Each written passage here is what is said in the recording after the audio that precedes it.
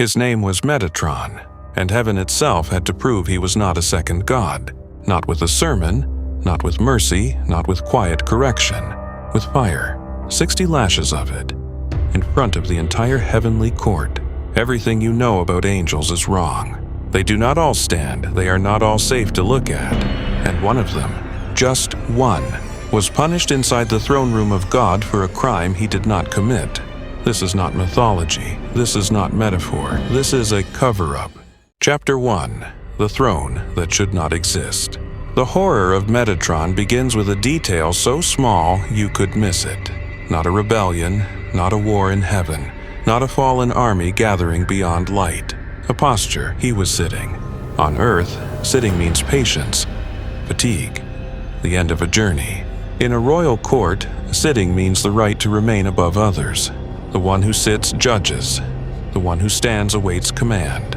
That difference becomes terrifying when the court is not earthly, but heavenly. Because in heaven, a throne is never merely an object. A throne is a declaration of where ultimate authority rests. It tells every servant where obedience begins. It tells every witness where worship stops. Then Aker saw Metatron seated. The tradition explains that Metatron had permission to sit because he was writing. But permission does not protect the eye from terror. The eye sees image before the mind receives explanation. Aker did not see a technical exception inside heavenly law. He saw a radiant figure occupying a posture of rule. He saw a servant arranged in the visual language of sovereignty. That single image injured the structure of his faith. Because if one angel may sit above, what else may be divided? If a created being carries such glory, where does delegated authority end? If the servant resembles the king, how does the witness avoid worship? This is why the story is not just strange, it is explosive. It takes place in the one realm where confusion should be impossible. Heaven is supposed to be order without fracture. Every rank has purpose. Every flame has command. Every movement has measure. Yet Aker encounters ambiguity at the height of the sacred order. An ambiguity in heaven is more frightening than darkness in hell.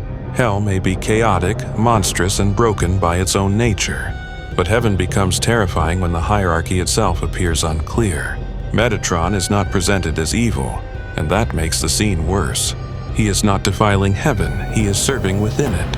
He is writing, recording, obeying. And still, he looks too high. Aker does not see a demon wearing a mask of holiness. He sees holiness so concentrated in a servant that the boundary trembles. The mind tries to solve the image, and its solution becomes forbidden. Perhaps the throne has a second power beside it. Perhaps divine authority has become visually divided. Perhaps the order above contains a mystery too dangerous for human perception. A thought cannot be allowed to settle. Because one mistaken vision in heaven can become a contagion on earth. Aker was not only looking, he was interpreting. And once he interpreted wrongly, heaven itself became the witness against him. The problem was not Metatron alone. The problem was what Metatron looked like when seen without the right frame. A servant can be safe when explained by doctrine, but the same servant becomes dangerous when viewed through awe. That is the first terror of this legend. Not that heaven is disorderly, but that its order can overwhelm the observer. Aker entered, searching for the architecture of the One. Instead, he found an angel whose permitted seat looked like a second throne. But the story doesn't end there. Chapter 2. 60 Lines of Fire. Then the correction came. Not hidden, not softened, not quietly moved into a higher chamber. Metatron was brought forward as the image that needed to be rewritten. The angel who appeared seated was made visible as accountable. The figure whose glory caused confusion became the lesson heaven displayed. 60 lashes of fire fell upon him. Not earthly flame, not smoke from a mortal altar, not the fire of rage. A heavenly sentence burned through the mistaken image. Each strike declared one truth: he is not God. Each line of flame cut away the illusion formed by the throne. Each blow returned the vision to hierarchy. This was not random cruelty. This was celestial punctuation. Heaven was correcting the sentence Aker had misread. Metatron had appeared as a second authority, so heaven marked him as servant. The punishment did not merely hurt, it translated. It told the witness how to read the angel. Do not worship him. Do not divide the throne. Do not mistake delegated authority for the source from which authority descends. The fire became doctrine. The lashes became theology. And yet, the punishment did not make Metatron feel smaller. It made him more terrifying. Because ordinary angels do not require such a demonstration. Only a being dangerously close to divine imagery needs correction by fire. Think about that. Let it settle. 60 lashes of flame. Not because Metatron had fallen, but because he had risen too close to the source. His proximity was the wound. His radiance was the crime. The fire was not punishment for disobedience.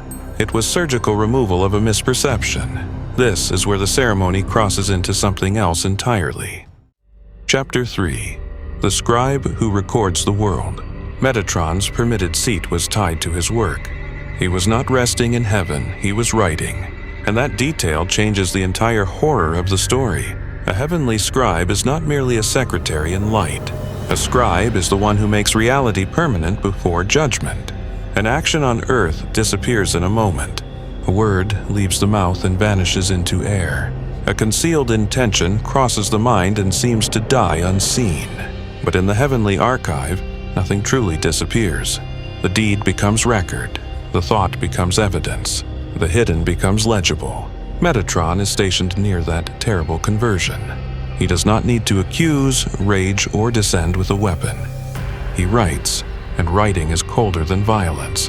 Violence can be feared in the moment and remembered afterward. But a record remains when fear has passed and excuses have decayed. Human courts forget. Witnesses fail.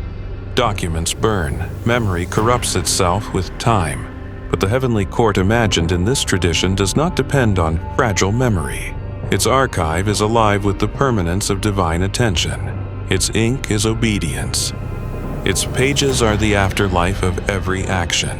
This is where Metatron becomes more frightening than a destroyer. A destroyer can end a body. A scribe follows the soul into the court where denial has no shelter. He is not the storm that breaks the house.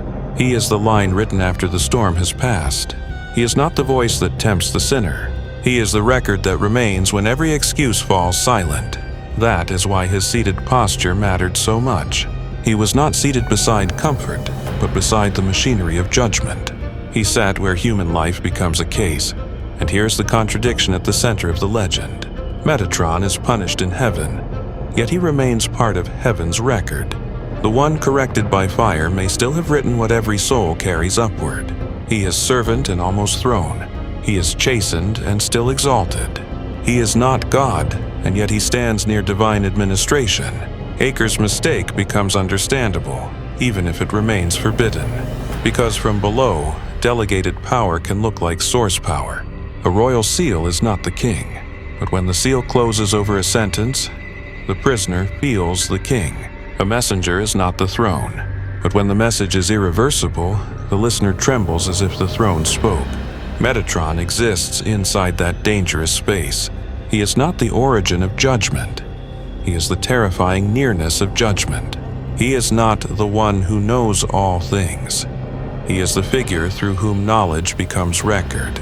And that nearness is enough to make a human mind unstable. The deeper horror is not only that Metatron writes wrongdoing, it is that he writes merit too. Even goodness becomes evidence. Even mercy must be recorded. Even the pure act stops being private once it enters the heavenly book. Nothing remains merely yours. The world becomes transparent. The soul becomes readable. The archive waits without fatigue. At the center of that vision sits the angel who was later made to stand. This is the pressure the story carries. His seat was permitted because of writing. Yet his writing made the seat dangerous. The more official his work became, the more royal his posture appeared. The more royal his posture appeared, the more urgent the correction became. Heaven granted him function, then protected that function from becoming worship. That is the nightmare of borrowed authority. It can be completely obedient and still look terrifyingly divine. Metatron does not threaten heaven by disobeying it. He threatens human interpretation by serving too close to its center. And yet, here we are still talking about him. Chapter 4. The Name Inside the Angel. Then the mystical tradition makes the wound deeper. Metatron is not only described as a scribe, a servant, a seated angel corrected by fire. He carries a name that should not belong to any created being, the lesser Yahweh. In the third book of Enoch, a text so dangerous that some traditions buried it, Metatron is given the title that explains why the fire was necessary. A name is never just a name in these texts. A name is status. A name is authority. A name is spiritual location. And this name places Metatron closer to the divine identity than any angel has ever been permitted. Not a demon, not a fallen thing, not a watcher. An obedient servant with a name that trembles on the edge of blasphemy. The 60 lashes now read differently. They were not punishment for a crime. They were a firewall between Creator and creation. A message burned into the most exalted angel in heaven. You are not him. And the fire was not for Metatron. It was for us. For every human who would ever look up and confuse the reflection for the source. But the story does not end here, because this name, the lesser Yahweh, opens a door into something even darker. Something about how divine authority can be delegated, shared, fractured, and what happens when the boundary between the one and the ones who serve becomes terrifyingly thin. Chapter 5. The Angel Who Had to Stand. Now picture the scene, not as theology, as image. Metatron sits like a king, the throne beneath him, the crown above him, the record before him. Ministering angels surround him. Heavenly princes attend him. Every visual signal screams one word, authority, and Acher watches. Not with detachment, not with scholarly distance. He watches as a human being, and human beings read thrones. We are trained to recognize power by its furniture. We see height and think hierarchy. We see attendance and think rule. We see stillness at the center and think sovereignty. Acher's eyes did what eyes do. They interpreted the image before the doctrine could correct it. And in that gap, between sight and understanding, the trap closed. He did not see an exception to heavenly law. He did not see a scribe granted unusual permission. He saw a second throne, a second authority, a second God. This was not rebellion in his heart, it was pattern recognition. And pattern recognition in heaven can become heresy in an instant. The horror is not that Acher was wicked. The horror is that Acher was human. And the human mind cannot always tell the difference between delegated glory and source glory. A mirror does not generate light, but stare into it long enough, and you will swear the glass is burning. That was Metatron. Not the sun, but the mirror so polished, so close to the flame that looking at him felt like looking at the source. And heaven saw what was happening inside Acher's mind, the forbidden conclusion forming, the architecture of faith cracking. So heaven moved, Metatron was made to stand. Not asked, not gently corrected, not repositioned with whispered instruction. Struck with fire 60 times, and then made to stand. The posture changed. The throne was no longer beneath him. The image of rulership was broken. The visual language of sovereignty was dismantled in flame, because sometimes doctrine is not enough. Sometimes words cannot fix what the eye has already absorbed. Sometimes the only way to correct vision is to destroy the image it saw. Heaven understood something terrifying about perception. You cannot simply tell a witness to unsee. You must give them something new to see. So Metatron standing became the counter-image. The servant, not the king, the scribe, not the judge, the angel, not the god. But here's the part they don't tell you. The fire corrected Metatron's posture. It proved his servanthood, it restored the hierarchy. But it could not erase the moment heaven looked divided. Acher still saw what he saw. The dangerous image was preserved inside him like a splinter. The question had already entered the world. If Metatron was only a servant, why did he look so much like a second throne? This is where Metatron becomes more frightening than any fallen angel. A demon is outside the sacred order. It has fallen, it has rejected. Its danger is predictable. Its location is defined, its threat is external. But Metatron is inside. He is not the corruption of heaven. He is the dangerous intensity of heaven. He is not the darkness that opposes the light. He is the light so bright it blinds. Everything about him is obedient. Everything about him is authorized. Everything about him is elevated. And that elevation is the wound. He sits with permission. He writes with purpose. He serves with precision. And yet, his very faithfulness creates the condition for confusion. This is not a story about an angel who went too far. This is a story about an angel who was brought too close. Too much throne, too much glory, too much name, too much authority. Not seized, given. And still, 60 lashes of fire. Not because he sinned, because his holiness had become indistinguishable from divinity to anyone standing below. The fire was not punishment for Metatron. It was protection for the witness. Heaven burned an angel to save a human from heresy. Let that sink in. Chapter 6. The servant who looked like a second god. And now we arrive at the final horror. The thing the text does not say aloud but shows in every line. Metatron is connected to Enoch. Enoch, the man who did not die. The man taken rather than buried. The man who walked with God and then was not. The mortal who crossed the boundary between flesh and flame without passing through death. Traditions whisper that Enoch became Metatron, that the human was not merely received into heaven, but transformed into its most terrifying specimen. Not an angel who was always angel, a man who was consumed and rebuilt into something above the angels. The human had been incinerated, overwritten. Something else now wore his history like a mask. This is the part of the legend that some traditions buried. Because if a man can become Metatron, if mortal substance can be rewritten into heavenly authority, then the boundary between human and divine is not just thin, it is surgical. And the being who emerges from that surgery carries something no ordinary angel possesses. He carries the memory of being small. He knows what it feels like to look up from below. And now he sits above, writing the record of everyone still down there. Enoch became the scribe who documents the world he left behind. The witness became the archive. The judged became the machinery of judgment. This is not ascension. This is not reward. This is conversion. This is replacement. This is the most complete erasure imaginable, because the result still wears your name. Metatron stands at the edge of what a servant can become. Below God, above ordinary angels, and too bright for easy categories. He does not threaten heaven by disobeying it. He threatens human understanding by serving too completely. He belongs to God so entirely that witnesses cannot tell where the servant ends and the master begins. This is the nightmare of reflected authority.